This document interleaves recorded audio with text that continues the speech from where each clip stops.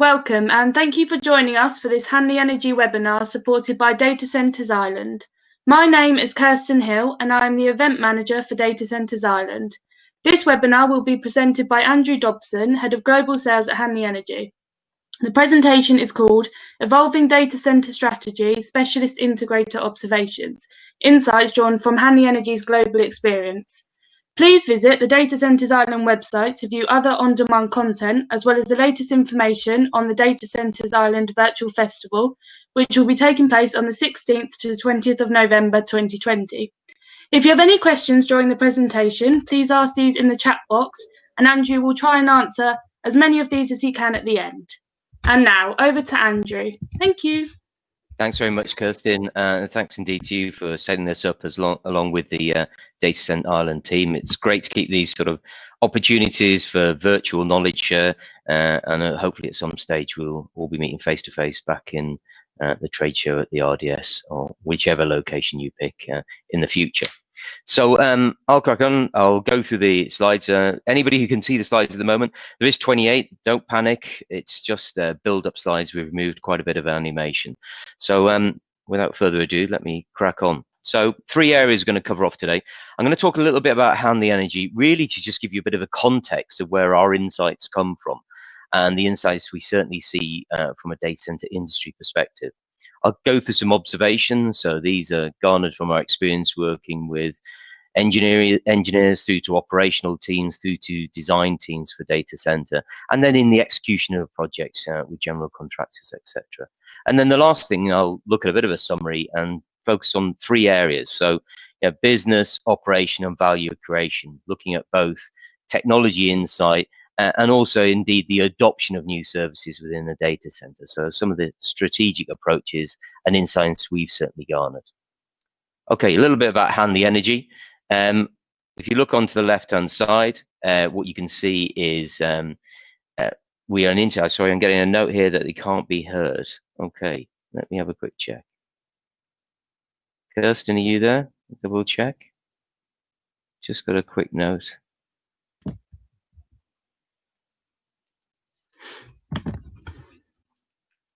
Hello? Hi, Kirsten. Yeah, I just got a note there that people said they can't hear. So yes, it seems to be that it was just one lady, as other people seem to be able to hear. Okay. Let me check other comments. Yeah, majority of people are able to hear it. Okay, maybe it's just a headset there. Hopefully that person will join.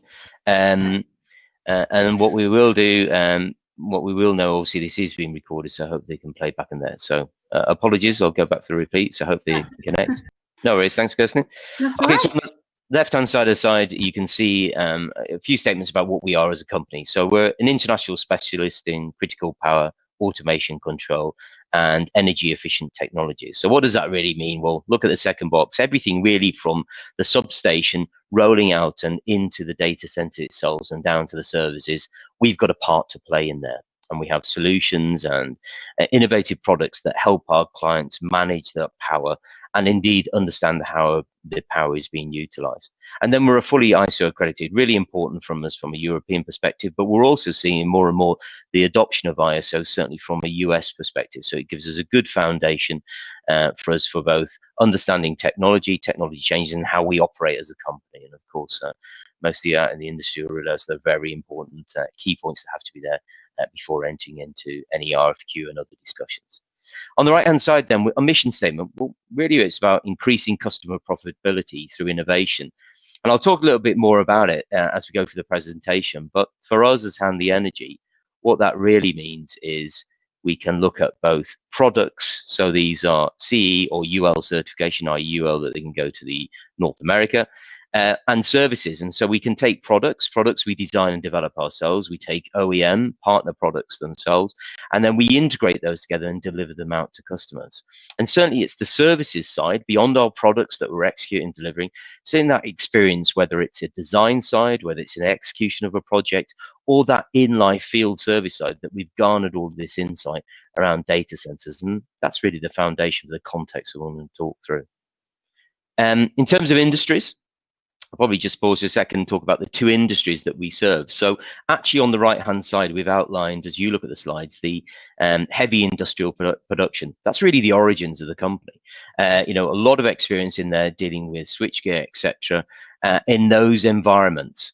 And what we've seen is that experience there has been adopted in terms of the world of data centers. So on the left-hand side, we've given an outline of the type of clients that we engage with and the kind of services that we provide to them. So origins in that real heavy industrial production, and we've brought that to bear in the worlds of data center, which is a hungry industry and driving for change and innovation. And again, I'll allude to that later on. So there's a little bit of foundation about the context of our insights. And in terms of what products we deliver, focusing now on the world of data center, well, you can read on the right-hand side as you look at the side at the top, we do real-time, time-stamped driven insights, so EPMS systems. The second thing then is talking about changeover panels and really intelligent changeover panels that can orchestrate across multiple assets, whether they be legacy or new build out. So we can look at those assets. And again, if you think about where we are as a company, what we've been able to do is understand those different environments, work with multiple OEMs, see different designs, different manifestations in terms of electrical rooms, and harness that insight. So all that experience comes back to us as an organization. And you'll see later on how we utilize that. And then turnkey and modular data centers. So whether that's a pre-configured data center to a modular power skid, where all key components are integrated, they arrive at site after full factory acceptance testing our facility, and then arrive on site, allowing for rapid time to market and really managing that CAPEX and OPEX side for our clients. And then that last thing down the bottom, we're calling technology transformation advisory capability. So in essence, what does this mean? We can look with our clients at both the technical side. So, we're very used to talking engineer to engineer. That's the cohort we operate. But what we did recognize is that we need to talk through what the financial opportunity is. So, what money are they going to save, or indeed what money might they make from deploying a new technology solution? And then the other side of that lens is what we looked at is, and what we observe is both from a market perspective. And so there's the external market, what messages companies may be able to communicate. But more importantly, given the number of stakeholders that are involved in decision making, we also have to engage internally. So help our clients engage with their key stakeholders internally to progress those decisions around technology changes. Moving on, how we set up. I mentioned it slightly earlier on that we have how we deploy. So this is a global competence center. Some of you may be familiar with the term center of excellence. Commonalities between the same thing. We're based here in Ireland. We manufacture a huge amount of our product here in Ireland, and a lot of our design and service capability deploy from Ireland around the globe to support projects. But we also interlink with our partners and strategic partners around the globe that support in our execution of projects and indeed delivery of service.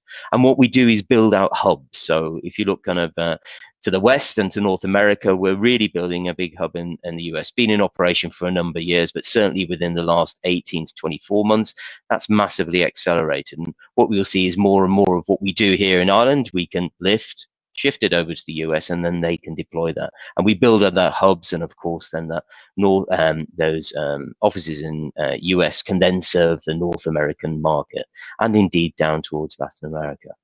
Okay, so that's really our model.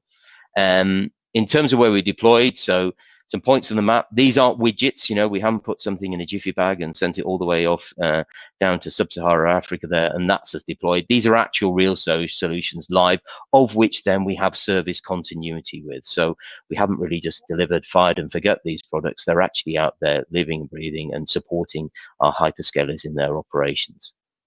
Okay, so that's a little bit of context about it. In terms of the industry observations, what we've really seen is, if we take the world of data center, and the top half of the slides you look on the right, really they've moved from that power on. So hungry, aggressive rollout requirement, doesn't matter what's required, let's just get the data center up and running.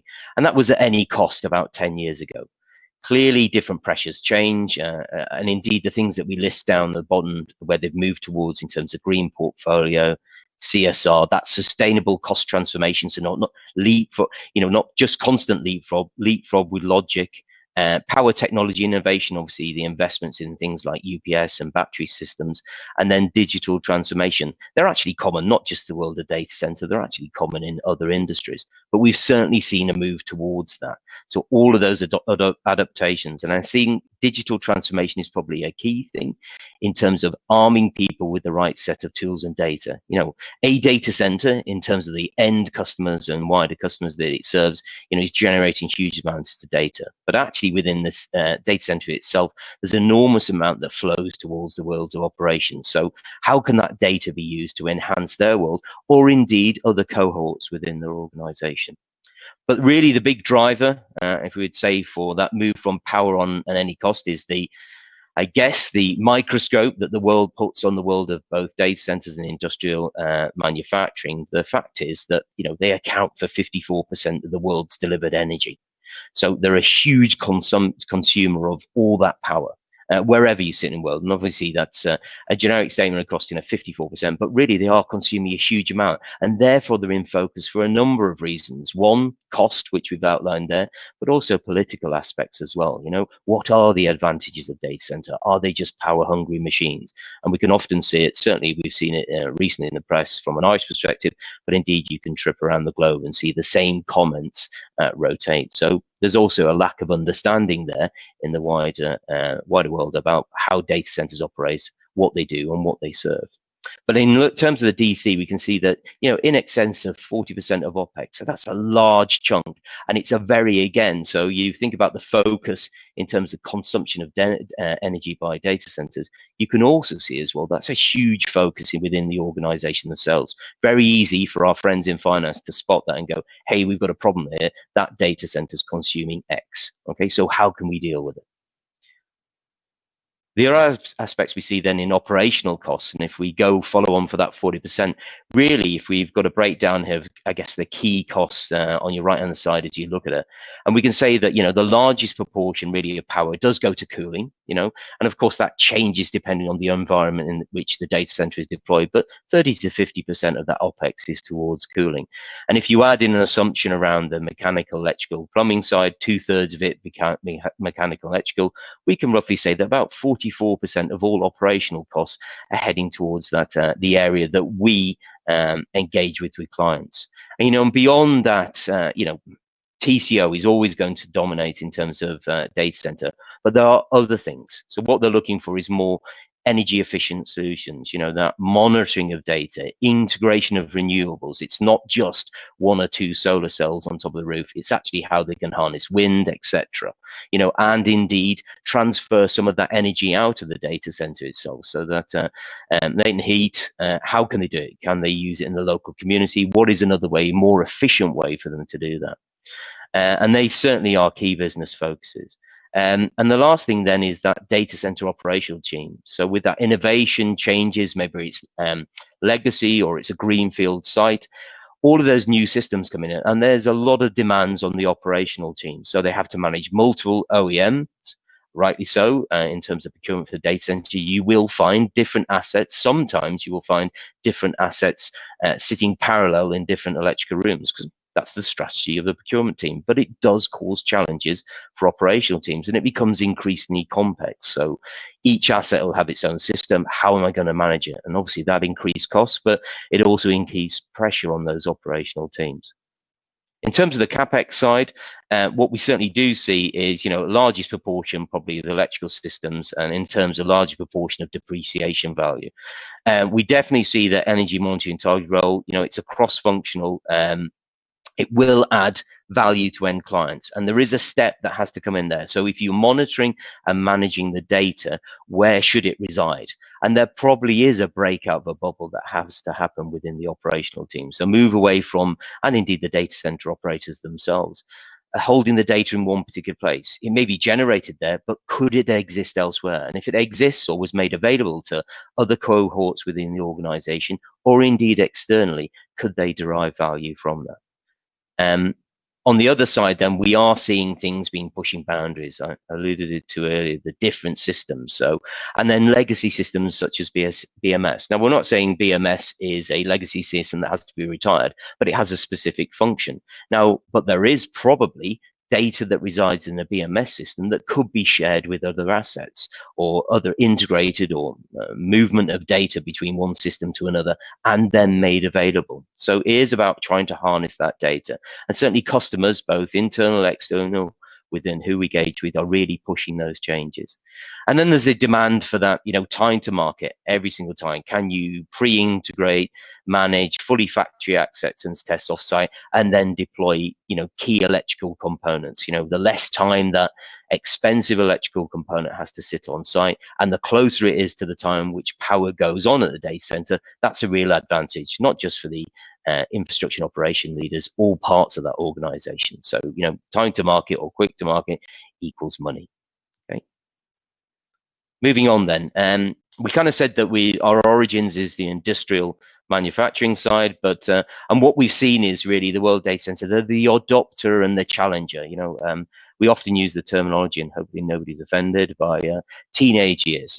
Data centers are constantly questioning why, how, and challenging the approach, and that's a great thing to do. It drives innovation, it drives changes in adoption and accelerates and improvements. But there is some challenges. There's a lot of things being thrown in there in terms of data center, generally all at the same time, and we've highlighted in that little speak or message bubble there things like big data, modular, again, time to market, corporate social responsibility. It's a challenge for them. And I guess if we look at the Gartner change curve or the hype cycle, how do they navigate that? There's so much noise, so much opportunity, so much technical innovation. What's right for them? And I think the challenge we certainly see is navigating that hype. So it's taking it from the requirements and actually for them to become realization. So how can they deploy the right solution in a given data center environment? And indeed, how can they replicate that around the world? So that's a challenge for them.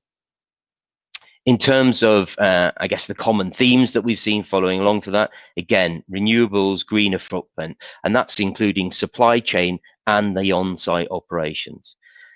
Trained in terms of power technology, so things like UPS, battery system, I guess an obvious one would be lithium ion, and then coolants. Are you doing in-rack cooling? Are you looking at different systems in terms of the crack systems that cools down your overall data center? Edge and micro DC, that certainly had a roller coaster journey. I think if we were to use the hyperscale curve, it's been right at the top of peak of inflated expectations, and then dropped right into the trough of disillusionment. And that's a challenge. And I think the challenge was it's a great solution, but where does it sit? And also we have to be very conscious of the fact somebody's edge network, or what we may perceive as an edge network, is potentially their core network. So how are they going to be deployed? How are they going to be integrated? How can we package those as an industry quickly to allow them to deploy? And if you think of things like 5G, you're going to need that data center a lot closer to where that data is generated or indeed consumed. Things like modular, mentioned those already. Again, nothing new necessarily in terms of modular. The industrial manufacturing world has been using modular systems for a long time, but the data center is now challenging the approach and bringing those things in. And we are seeing a shift, perhaps, move from traditional build towards modular. And then data center infrastructure management. I think that certainly, and Gartner, if you look across the Gartner material, would be highlighted one of those key challenges. Lot of expectation in terms of solving problems, but we're actually probably just getting through to the reality at this stage. And it's not just one platform. We probably see there's a suite of systems that sit underneath it. Moving on again then, data center observations, probably these figures are very clear to most people, but 44% of the hypercloud and hyperscale, and that includes co-location, data centers are in North America, and 75% of the world's is pretty much in less than 10 countries.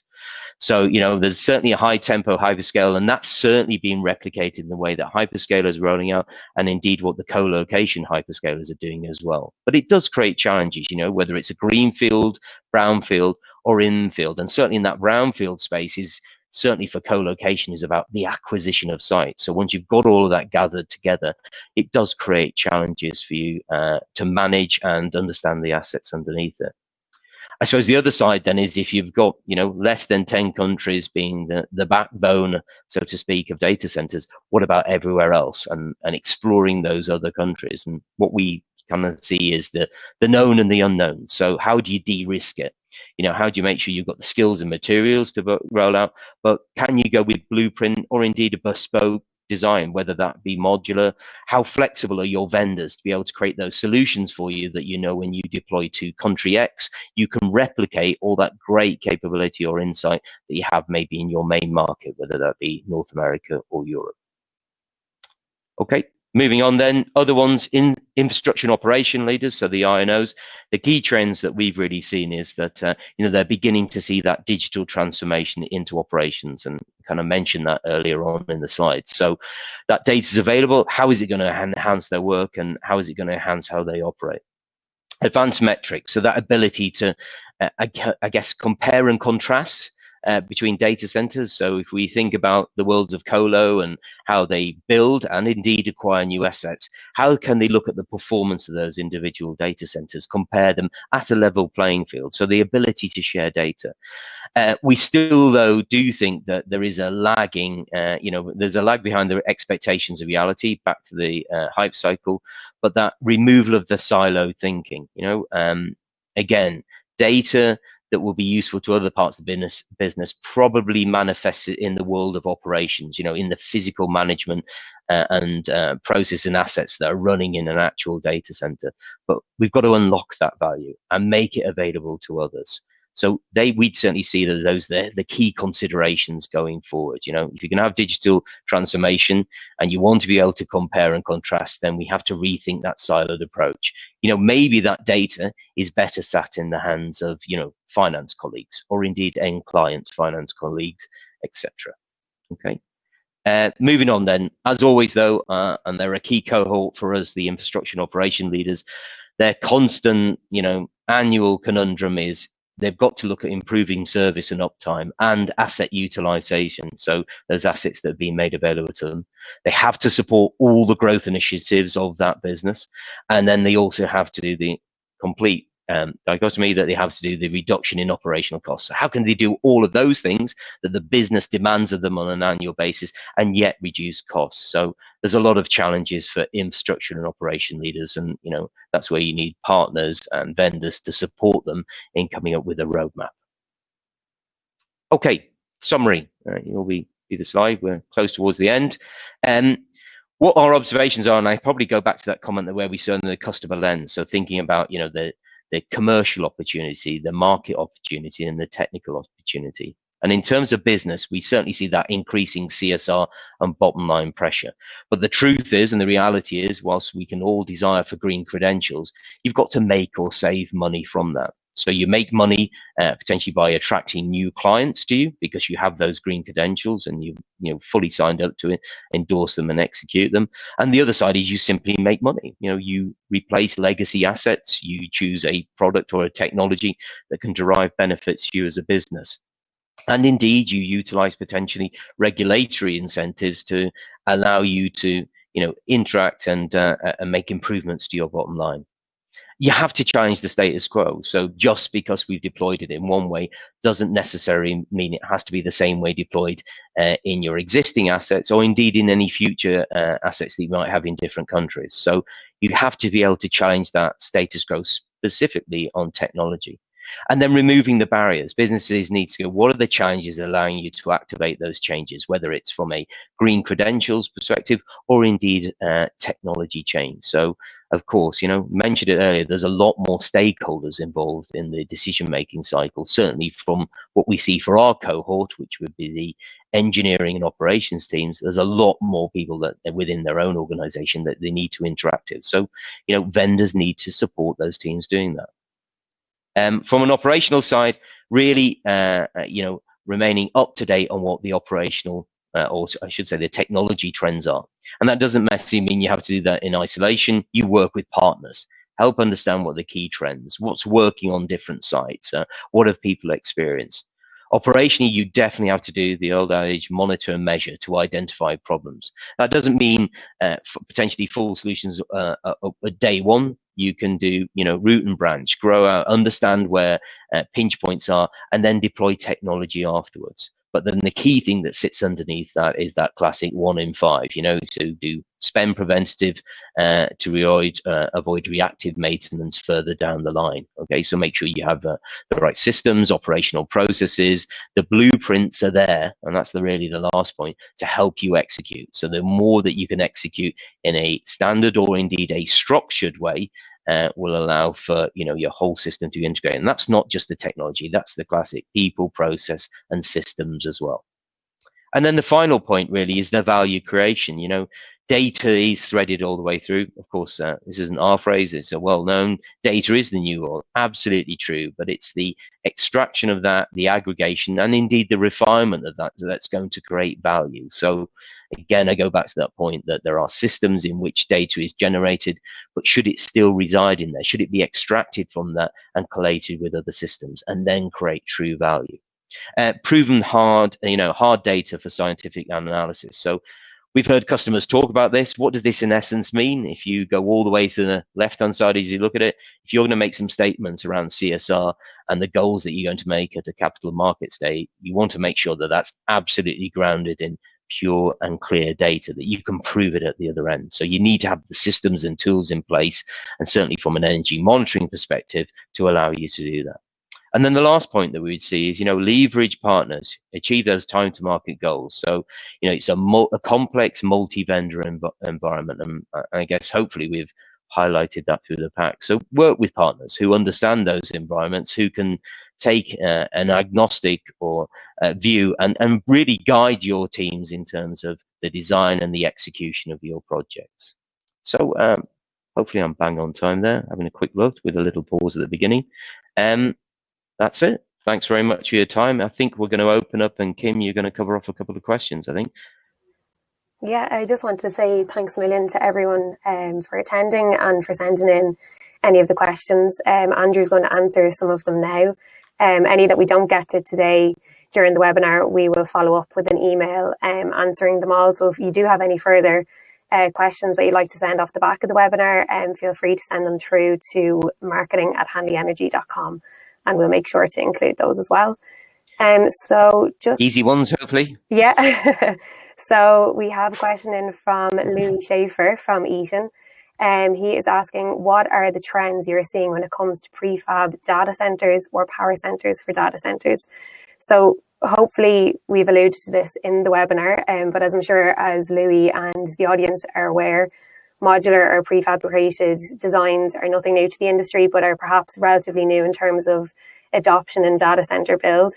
And we see a move to modular or prefabricated, but certainly one size doesn't fit all, as the need is driven by data center operator or end client business model. But that said, principles can be common. But Andrew, you might have more to add to that. Yeah. Thanks, Kim. Well covered. I suppose the only other thing I think of, having attended some webinars earlier in the year, that I think was a great, soundbite that came out of Phil Lawson-Shanks, I think it's CIO at Aligned Energy, who are data centers, and they talked about production, actually, which I thought was a great concept and a great way to think about rollout for data centers. So that move away from, I guess, maybe traditional construction thinking. And I guess what they were alluding to is, if you're going to have a quality production line, then, and especially in a dynamic environment, you really need good forecasting and that lean production or leaner operations. And that means you investing in the design side, technology and supply chain. So I think what I gleaned from what Phil of Aligned was alluding to is that, by working with your partners, giving a forecast, if you give forecast, then downstream can understand the requirements of the data center, and you can work together, and you ultimately move into, phase could equal production, but I like the word of a production. Imagine a machine working its way through. If we need to make some adjustments at the upfront of the production because some things happen, a design change, then we can readjust that production line, and away it goes. It rolls out the factory ready to go and then arrive on site. So I think that's a really good way to think about it.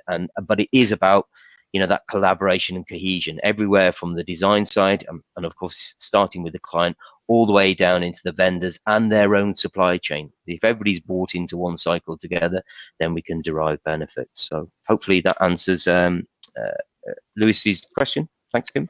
Okay, the next one, just before we wrap up, Mark Danzy from Open Compute Project Foundation is asking how important is the Open Compute project regarding CAPEX and OPEX considerations for data center decision makers?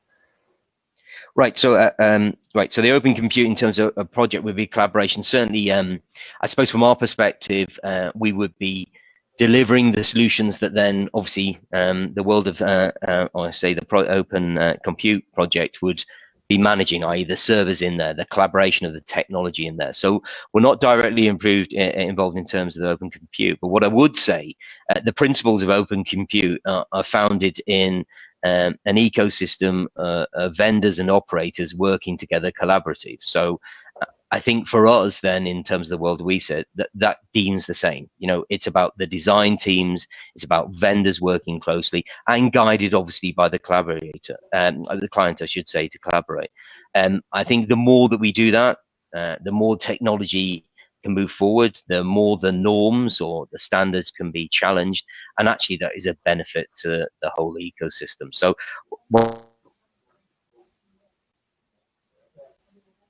that collaboration are absolutely true, and certainly for our world. Okay. Is there anything else, Kim? I think that's all we have time for today. But as I said, if anyone has any more questions, send them on through, and we'll make sure to answer them afterwards. Brilliant. Perfect. Okay. Well, thanks very much. Thank you very much, Andrew. That was very interesting. This webinar will be recorded, so if anyone wants to rewatch it, or if you did experience any issues during it, it will be on our website in our on-demand section. So thank you very much for attending, and thank you again, Andrew.